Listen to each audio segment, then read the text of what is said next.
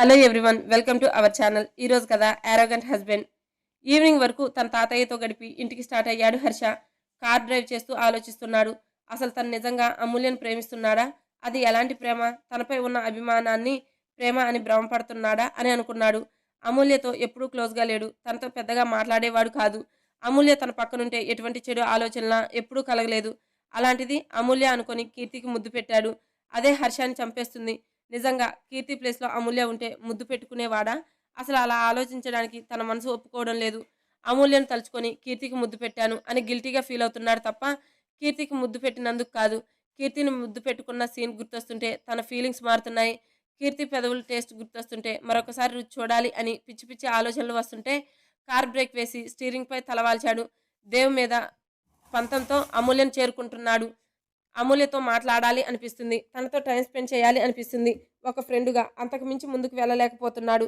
తనకి ఏం కావాలో తనకే అర్థం అవ్వక తలనొప్పి వస్తుంటే కార్ స్టార్ట్ చేసి ఇంటి వైపు పోనిచ్చాడు. సూపర్ మార్కెట్‌లో షాపింగ్ పూర్తయిన తర్వాత అవన్నీ ఇంటికి తీసుకెళ్లి సర్దడం స్టార్ట్ చేసింది. దేవ్ హెల్ప్ చేయడంతో 20 మినిట్స్‌లో సర్దడం అయిపోవడంతో టైం చూసింది. 5 చూపిస్తుంటే కాలేజీ టైం అయిపోయింది అని డిన్నర్ ప్రిపేర్ చేయడం స్టార్ట్ చేసింది. వెజిటబుల్స్ కట్ చేస్తున్న అమూల్యను వెనక నుండి గాఢంగా హత్తుకున్నాడు దేవ్. అప్పుడే ఫ్రెష్ అయి రావడంతో ఓన్లీ టవల్‌పై మాత్రమే ఉన్నాడు. ఏ ఆచ్ఛాదన లేని దేవ్ శరీరం తనకి తగిలి వేడి ఆవిర్లు పుట్టిస్తుంది. అమూల్య భుజంపై తన పెదవులు రాస్తూ బూరెల్లా ఉన్న బుగ్గలపై చిరుముద్దులు పెడుతుంటే సార్ ఏం చేస్తున్నారు అని టెన్షన్‌గా అడిగింది. అమూల్య వాయిస్‌కి దేవ్ కళ్ళు తెరిచి తన్ని ముందుకు తిప్పి ఒక్క నిమిషం గట్టిగా హగ్ చేసుకొని వదిలి తన రూమ్‌కి ఫాస్ట్‌గా వెళ్ళిపోయాడు. దేవ్ వదిలేయగానే ఫ్రిడ్జ్‌లో ఉన్న వాటర్ బాటిల్ తీసుకొని ఫాస్ట్‌గా సగం వాటర్ ఫినిష్ చేసి తన టెన్షన్‌ని తగ్గించుకునే ప్రయత్నం చేసింది. దేవ్ తన రూమ్‌కి వెళ్లి డోర్ క్లోజ్ చేసుకొని డ్రెస్ చేంజ్ చేసుకున్నాడు. అమూల్యను హగ్ చేసుకున్నప్పుడు తనకి రెస్పాండ్ అవ్వకుండా టెన్షన్ పడడం గమనించాడు. సైడ్ నుండి హగ్ చేసుకుంటున్నా, ఫ్రంట్ నుండి హగ్ చేసుకున్నా పెద్దగా భయపడడం లేదు. వెనక నుండి హగ్ చేసుకున్నప్పుడు మాత్రమే పానిక్ అవుతుంది. ముందు ఎందుకలా భయపడుతుందో తెలుసుకోవాలి అనుకున్నాడు. డిన్నర్ ప్రిపేర్ చేసి చల్లారిపోకుండా హాట్ బాక్స్‌లో పెట్టేసింది. ఈలోగా దేవ్ రావడంతో సార్ నేను ఇంటికి వెళ్తున్నాను. ఇప్పటికే లేట్ అయింది. మీరు త్వరగా తినేసి టాబ్లెట్స్ వేసుకోండి అంది. దేవ్ వాచ్ చూశాడు. 6కి దగ్గరలో ఉంటే చలికాలం వల్ల తొందరగా చీకటి పడుతుంటే పద డ్రాప్ చేస్తాను అని బైక్ కీస్ తీసుకున్నాడు. పర్లేదు సార్ నేను వెళ్తాను. మీరు రెస్ట్ తీసుకోండి అంది. చీకటి పడుతుంది. నిన్ను ఒంటరిగా పంపలేను. రా అని ముందుకు కదిలాడు. దేవ్ కేరింగ్‌కి మురిసిపోతూ దేవ్ వెనకే వెళ్ళింది. అప్పటికే దేవ్ బైక్ తీసి దానిపై కూర్చొని ఉన్నాడు. అమూల్య బైక్ ఎక్కగానే కార్ స్టార్ట్ చేసి తన ఇంటి వైపుకు పోనిచ్చాడు. ఆఫీస్ నుండి వచ్చిన కౌశిక్‌కి కిచెన్‌లో పని చేసుకుంటున్న శాంతి కనిపించింది. కానీ అమూల్య కనిపించలేదు. అదే విషయం శాంతిని అడిగితే కాలేజీ నుండి ఇంకా రాలేదు అని చెప్పింది. ఇంకా రాకపోవడం ఏంటి అని అడుగుతాడు. తెలీదు బాబు, పొద్దున్నే స్పెషల్ క్లాసులు ఉన్నాయట అని మీకేమైనా కావాలా అని అడుగుతుంది. వద్దు అని రూమ్‌కి వెళ్ళి షర్ట్ రిమూవ్ చేస్తూ ఆలోచిస్తున్నాడు.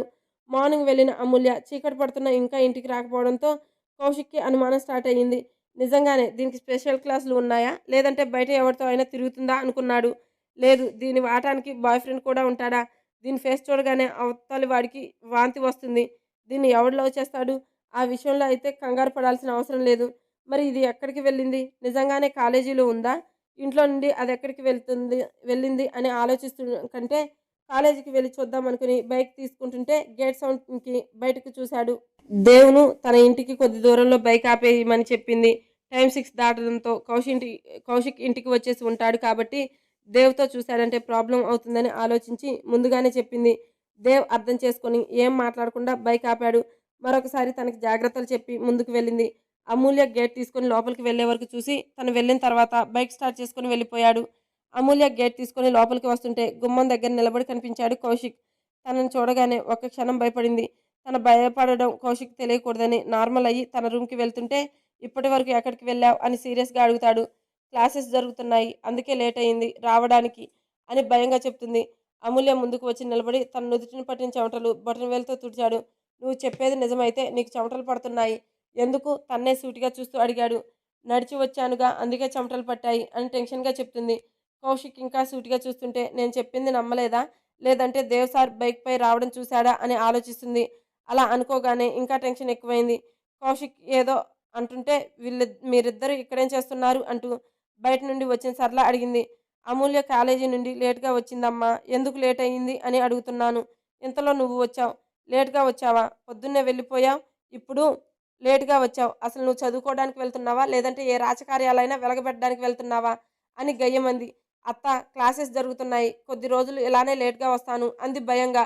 నువ్వు నిజమే చెప్తున్నావా అని సీరియస్‌గా అడిగింది. అవును అని కంగారుగా తల ఊపుతుంది అమూల్య. ఆడపిల్లకి చదువు ఎందుకు అంటే మా అన్నయ్యకి చెప్పలేము. పెళ్ళైన తర్వాత ఇదేమన్నా ఉద్యోగం చేసి పోషించాలా అని విసుగ్గా అనుకుంటూ లోపలికి వెళ్ళిపోయింది. నెక్స్ట్ డే మార్నింగ్ లేచి దేవ్ దగ్గరికి వెళ్ళడానికి లేచి రెడీ అయ్యి కిందకి వచ్చింది. హాల్‌లో సరళ కాఫీ తాగుతూ కనిపించేసరికి తనేమైనా లేట్ చేశానా అని క్లాక్ వైపు చూస్తే 6:30 చూపిస్తుంది. ఇంత ఉదయాన్నే తన అత్త లేవడంతో ఆశ్చర్యపోయింది. కాలేజీకి వెళ్తున్నావా? రెడీ అయ్యి బ్యాగ్‌తో వచ్చిన అమూల్యను చూసి అడుగుతుంది సరళ. అవునత్త క్లాసెస్ ఉన్నాయి. తొందరగా వెళ్ళాలి అంది. నువ్వు ఈరోజు కాలేజీ మానేసేయ్. మనం హాస్పిటల్‌కి వెళ్ళాలి అంది. హాస్పిటల్‌కి దేనికి అని అడిగింది. మర్చిపోయావా అని చుట్టూ చూసి నీ వెయిట్ లాస్‌కి డాక్టర్ వీక్లీ 2 టైమ్స్ హాస్పిటల్‌కి రమ్మని చెప్పింది కదా! ముందు వారం తమరు ట్రిప్‌కి వెళ్లి ఎంజాయ్ చేశారు. మరి ఈ వారం వెళ్ళాలిగా! ఆ బ్యాగ్ లోపల పెట్టేసి రెడీగా ఉండు. మీ నాన్న బ్యాంకుకి వెళ్ళగానే మనం హాస్పిటల్‌కి బయలుదేరాలి అంది. మళ్ళీ హాస్పిటల్ అనగానే వణుకు మొదలైంది అమూల్యకి.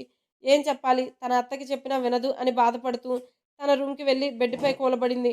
ఒక పక్క హాస్పిటల్‌కి వెళ్ళాలని లేదు. ఇంకొక పక్క దేవ్ తన కోసం వెయిట్ చేస్తాడు. నేను వచ్చి ఏమైనా వండి పెడతాను అని. అమూల్య చెప్పింది కూడా నేను వచ్చి మీకు బ్రేక్‌ఫాస్ట్, లంచ్ రెడీ చేసి వెళ్తాను అని. ఇప్పుడు తన కోసం ఏం తినకుండా ఉండిపోతాడు అని బాధపడింది. దేవ్‌కి ఫోన్ చేసి చెప్పొచ్చు అని ఆలోచన రావడంతో వెంటనే తన ఫోన్ ఓపెన్ చేసేసింది.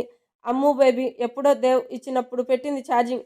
మళ్ళీ దాని వైపు చూడకపోవడంతో ఛార్జింగ్ అయిపోయి చచ్చిపోయింది. ఇది ఇప్పుడే అయిపోవాలా? అసలు ఇది ఉన్న విషయం గుర్తు రావడం లేదు అని తన్ని తాను తిట్టుకొని ఛార్జింగ్ పెట్టింది. శాంతి తినడానికి రమ్మని పిలిస్తే కిందకి వెళ్ళింది. అప్పటికే డైనింగ్ టేబుల్ శాంతి తినడానికి రమ్మని పిలిస్తే కిందకి వెళ్ళింది. అప్పటికే డైనింగ్ టేబుల్ దగ్గర కౌశిక్, సరళ, గోపాల్ గారు తింటున్నారు. అమ్ము నువ్వు కాలేజీకి వెళ్ళలేదా? ఇంపార్టెంట్ క్లాసెస్ ఉన్నాయి అని మార్నింగ్ వెళ్ళిపోవాలి అని చెప్పావు అని అడుగుతాడు. అది నాన్న అని చేతులు నలుపుకుంటుంది. ఏం చెప్పాలో తెలియక చూస్తుంటే సరళ తన వైపు ఉరిమి చూసి అన్నయ్య తనకి తలనొప్పిగా ఉందంట. ఈ మధ్య ఎక్కువగా వస్తుందని చెప్పింది. హాస్పిటల్కి తీసుకెళ్ళి చూపిద్దామని నేనే కాలేజీకి వెళ్ళొద్దు అని చెప్పాను కదా అమూల్య కళ్ళల్లో నిప్పులు కురిపిస్తూ నవ్వుతూ అంది. ఆ! అవును నాన్న సరళ చూపుకి భయపడుతూ చెప్పింది.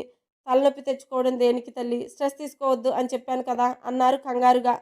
చదువు మాన్పించి పెళ్లి చేస్తే మంచిది అన్నయ్య. అది చదవడం అవసరమా? మనకేం తక్కువని అంది సరళ. సరళ మాటకి గోపాల్ గారి వైపు టెన్షన్‌గా చూసింది. అమూల్య ఎక్కడ తనని కాలేజీకి మాన్పించేస్తారో అని. సరళ పెళ్లికి తొందర ఏముంది? తను చదువుకోవాలని ఆశపడుతుంది. ఇప్పుడు వాళ్ళకి ఏమంత వయసు అయిపోయింది అని పెళ్లికి తొందరపడుతున్నావు అని కసిరినట్టే అన్నారు. గోపాల్ గారి మాటలకి అమూల్య ఊపిరి పీల్చుకుంటే సరళ మొహం తిప్పుకుంది. సరే హాస్పిటల్‌కి వెళ్లి చూపించుకుని తీసుకురా. ఆయన రెడీ అవ్వడానికి వెళ్ళిపోయారు. అక్కడ జరిగింది తనకు పట్టనట్టు కౌశిక్ సొల్లు కార్చుకుంటూ అమూల్య వైపే చూస్తున్నాడు. బయట నుండి వస్తున్న శాంతి కౌశిక్‌ని చూసి అతని చూపు ఎవరిపై ఉందో గమనించింది. అమూల్యను కళ్ళతోనే తినేసేలా చూస్తుంటే కంపరంగా అనిపించింది. ఛీఛీ! ఈ కుక్కని ఎంత కొట్టినా బుద్ధి రావడం లేదు. దరిద్రపు కుక్క అని తిడుతుంటే కౌశిక్ తేరుకొని శాంతి వైపు సీరియస్‌గా చూశాడు. కౌశిక్ చూస్తున్నప్పుడు రోడ్డు వైపు చూపు తిప్పి తిడుతుంది. శాంతి అనింది. నన్నేమన్నా అయినా నన్నెందుకు అంటుందిలే. తనకి ఆఫీస్‌కి టైం అవ్వడంతో బాయ్ అమూల్య. ఈవినింగ్ నేనొక చిన్న సర్ప్రైజ్ ఉంది. వెయిట్ చెయ్యి. ఇక నుండి నేను నీకు చిన్న చిన్న సర్ప్రైజ్‌లు ఇస్తూనే ఉంటా అని కన్నింగ్ స్మైల్ విసిరి వెళ్ళిపోయాడు. వీడు అమూల్యకి ఏం సర్ప్రైజ్ ఇస్తున్నాడు? సర్ప్రైజ్ ఇచ్చి తన్నులు తినకుండా ఉంటే చాలు Yadava. Please subscribe to my channel. Thank you.